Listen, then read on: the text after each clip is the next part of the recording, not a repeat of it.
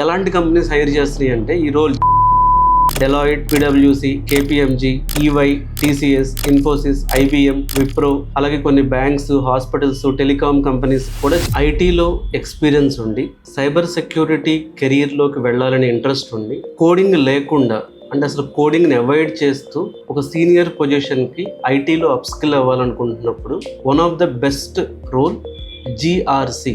కొంతమందికి ఐటీలో చాలా సీనియర్ ఎక్స్పీరియన్స్ ఉంటుంది, మంచి ప్యాకేజ్ కావాలనిపిస్తుంది, బట్ కోడింగ్ స్కిల్స్ ఉండవు. మేనేజ్మెంట్ సైడ్ వెళ్ళటం కానీ, టెస్టింగ్లో ఉండటం కానీ, సపోర్ట్ జాబ్స్లో ఉండటం కానీ, వీటి వల్ల కోడింగ్ స్కిల్స్ ఉండవు. ఇలా ఎవరైతే ఉంటారో అలాంటి వాళ్లకు one of the best career path అని చెప్పొచ్చు. ఈ కెరీర్ పాత్ ఏదైతే జిఆర్సి రోల్ గురించి మనం మాట్లాడుతున్నామో, ఈ జిఆర్సి రోల్లో లో టెక్నికల్ స్కిల్స్, డిమాండ్ ఎక్కువ ఉంటుంది, శాలరీ అట్రాక్టివ్ ఉంటుంది. అసలు జిఆర్సి అంటే governance, risk and compliance.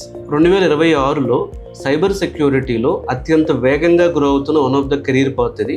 Governance, risk, compliance అంటే ఇప్పుడు గవర్నెన్స్ అంటే కంపెనీ రూల్స్ కానీ, పాలసీస్ కానీ, డెసిషన్ మేకింగ్ స్ట్రక్చర్ని ఎవరు నిర్ణయిస్తారు అన్నది గవర్నెన్స్. ఒక కంపెనీని సరైన దిశలో నడపగలగటం అనేది గవర్నెన్స్కి సంబంధించింది. 2 రిస్క్, అసలు ఎలాంటి తప్పు జరగవచ్చు, సైబర్ అటాక్స్ కానీ, డేటా లీక్స్ కానీ, ఫైనాన్షియల్ లాసెస్ కానీ, వీటిని ముందే ఐడెంటిఫై చేసి మేనేజ్ చేయడం అనేది రిస్క్ అనేది సంబంధించింది. కంప్లయన్స్ అంటే గవర్నమెంట్ లాస్ కానీ, ఇండస్ట్రీ స్టాండర్డ్స్ ఫాలో చేయడం. సో ఐఎస్ఓ 27001 కానీ, జీడిపిఆర్ కానీ, అలాగే హిప్పా స్టాండర్డ్స్ కానీ, ఇవన్నీ కంప్లయన్స్ ఫ్రేమ్వర్క్స్. ఈ కంప్లయన్స్ ఫ్రేమ్వర్క్స్ ప్రకారం ఆర్గనైజేషన్ ఉందా లేదా అనేది చూడటం కంప్లయన్స్.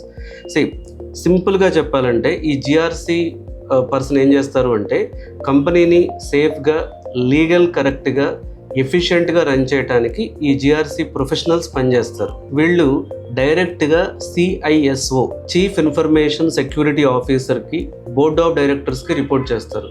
అందుకే ఇది జిఆర్సి ప్రొఫెషనల్ రోల్ అనేది one of the important role అని చెప్పొచ్చు. 2026లో జిఆర్సి ఎందుకింత చాలా హై ఓపెనింగ్స్ ఉన్నాయి అనేది చూస్తే గత 5 yearsలో మన లింక్డ్ఇన్ డేటా ప్రకారం 1000% పెరిగింది. సో ఎందుకు ఇలా జరిగింది అంటే గవర్నమెంట్ కంప్లయన్స్ ఫ్రేమ్వర్క్స్ అనేవి సైబర్ సెక్యూరిటీలో, సో గ్లోబల్ రెగ్యులేషన్స్ కానీ, ఈ కంప్లయన్స్ అనేవి చాలా స్ట్రిక్ట్గా ఇంప్లిమెంట్ అవుతున్నాయి. అంటే ఇది ఒక ఆప్షన్ కాదు. ఇప్పుడు ఇదివరకు ఒక ఆప్షనల్గా ఉండేది, ఇప్పుడు మ్యాండేటరీగా కంప్లై అవ్వాల్సి వస్తుంది. ఏఐ చాలా టెక్నికల్ జాబ్స్ని రీప్లేస్ చేస్తుంది, కానీ జిఆర్సి వచ్చేటప్పటికి హ్యూమన్ జడ్జిమెంట్ కావాలి, డైరెక్ట్గా ఏఐ రీప్లేస్ చేయలేదు. అలాగే సైబర్ అటాక్స్ అనేవి ప్రతిరోజు పెరుగుతున్నాయి. కంపెనీస్కి రిస్క్ మేనేజ్ చేసే ప్రొఫెషనల్స్కి చాలా డిమాండ్ పెరిగింది.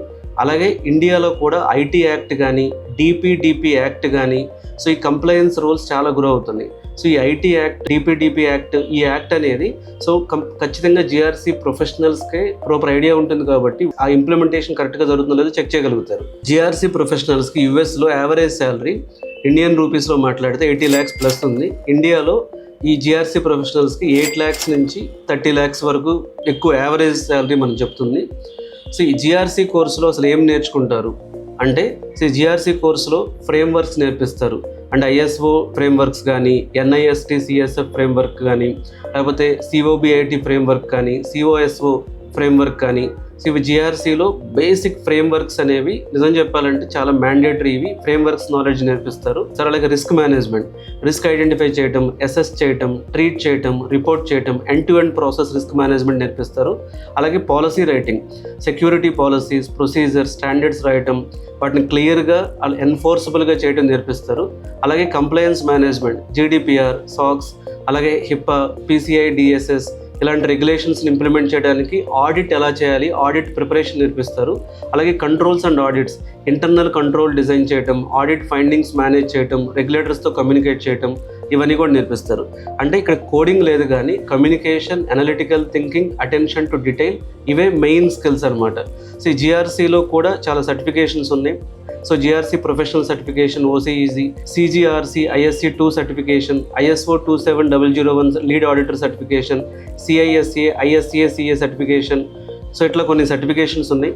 జిఆర్సీ కోర్స్ నేర్చుకుని జిఆర్సీ సర్టిఫికేషన్ చేసిన తర్వాత ఎలాంటి జాబ్స్కి అప్లై చేయొచ్చు, జిఆర్సీ అనలిస్ట్గా అప్లై చేయొచ్చు, కంప్లైన్స్ ఆఫీసర్గా అప్లై చేయొచ్చు, రిస్క్ మేనేజర్గా అప్లై చేయొచ్చు, ఐటీ ఆడిటర్గా అప్లై చేయొచ్చు, సిఐఎస్ఓ చీఫ్ ఇన్ఫర్మేషన్ సెక్యూరిటీ ఆఫీసర్గా అప్లై చేయొచ్చు.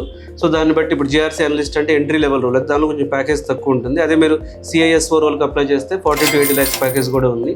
డెలాయిట్, పిడబ్ల్యూసి, KPMG, EY, TCS, Infosys, IBM, Wipro, అలాగే కొన్ని బ్యాంక్స్, హాస్పిటల్స్, టెలికాం కంపెనీస్ కూడా జిఆర్సీ ప్రొఫెషనల్స్ కావాలి. సో మీకు ఐటీలో చాలా హెవీ ఎక్స్పీరియన్స్ ఉండి మీరు ఐటీలో ఇప్పుడు అప్ స్కిల్ అవ్వాలి, బట్ కోడింగ్ వద్దు అని చాలామంది అడుగుతున్నారు నన్ను. అలాంటి వాళ్లకు ఈ రోల్ సెట్ అవుతుంది, జిఆర్సీ ప్రొఫెషనల్గా వెళ్ళటం అనేది. సో సైబర్ సెక్యూరిటీ ఇంట్రెస్ట్ ఉండి, ఐటీలో ఆల్రెడీ వర్కింగ్ ఎక్స్పీరియన్స్ ఉండి, కొంచెం ప్రాజెక్ట్ మేనేజ్మెంట్ లాంటి ఎక్స్పీరియన్స్ ఉండి, సో బెటర్ పాత్ అంటే వన్ ఆఫ్ ద బెటర్ పాత్గా చూస్ చేసుకోవడానికి వితౌట్ కోడింగ్ జిఆర్సీ ప్రొఫెషనల్స్ అనేది చాలా చాలా మంచిగా మ్యాచ్ అవ్వచ్చు. ఒకవేళ మీరు ఇలా జిఆర్సీ ప్రొఫెషనల్ సైడ్ వెళ్ళే ఇంట్రెస్ట్ ఉంటే, సో దానిలో మీకు ఏమైనా ఫర్దర్ ఇన్ఫర్మేషన్ కావాలి, సర్టిఫికేషన్స్ గురించి కానీ, లేదా రోడ్ మ్యాప్ ఎలా ఉంటుంది, ఎట్లా నేర్చుకోవాలనే కన్ఫ్యూజన్ ఉంటే ఈ వీడియోలో ఇచ్చే నెంబర్ కాల్ చేసి నాతో డిస్కస్ చేయండి. Thank you.